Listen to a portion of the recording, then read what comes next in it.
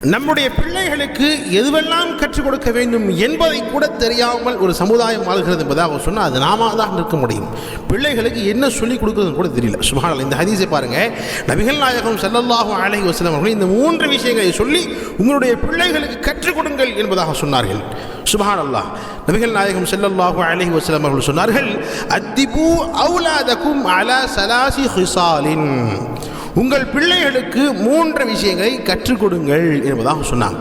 முதலாவது ஹுப்பி நபியிக்கும், உங்கள் நபியின் நேசத்தை கற்றுக் கொடுங்கள் என்பதாக சொன்னாங்க. ரசூலுல்லாஹ் எப்படி நேசிக்கிறது, நபிகள் நாயகம் ஸல்லல்லாஹு பேர் வந்தா என்ன சொல்றது, ஸல்லல்லாஹு அலைஹி வஸல்லம் ரசூலுல்லாஹ்வுடைய முழு வரலாறு நம்முடைய பிள்ளைகளுக்கு நம்ம சொல்லித் தரணும். இரண்டாவதாக சொன்னார்கள் வஹுப்பி அஹ்லி பைத்திஹி, நபிகள் நாயகம் ஸல்லல்லாஹு அலைஹி வஸல்லம் அவர்களுடைய குடும்பத்தாராகிய அஹ்லுல் பைத்தின் மீதான அன்பு பாசம் எப்படி வைப்பது, இதையும் சொல்லிக் கொடுங்கள் என்பதாக சொன்னார்கள்.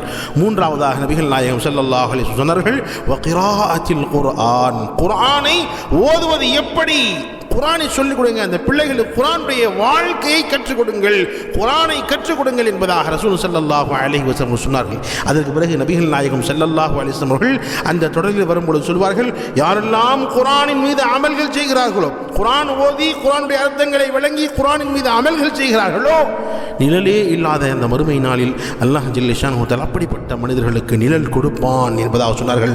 அது மட்டுமல்ல, அவர்கள் நபிமார்களோடு அல்லாஹ்வால் தேர்ந்தெடுக்கப்பட்ட நண்பர்களுடன், அதாவது வலிமார்களுடன் இருப்பார்கள் என்பதாக ரசூல் ஸல்லல்லாஹு அலைஹி வஸல்லம் அவர்கள் சொல்லியிருக்கிறார்கள். எனவே நம்முடைய பிள்ளைகளுக்கும் இந்த 3 விஷயங்களை கட்டாயமாக நாம் கற்றுக் கொடுக்க வேண்டும். நாமும் இந்த விஷயங்களை கற்றுக்கொள்ள வேண்டும். அல்லாஹ் நம் அனைவருக்கும் இந்த 3 விஷயங்கள் மீது அமல் செய்யக்கூடிய பாக்கியம் தந்து அருள்வானாக. ஆமீன்.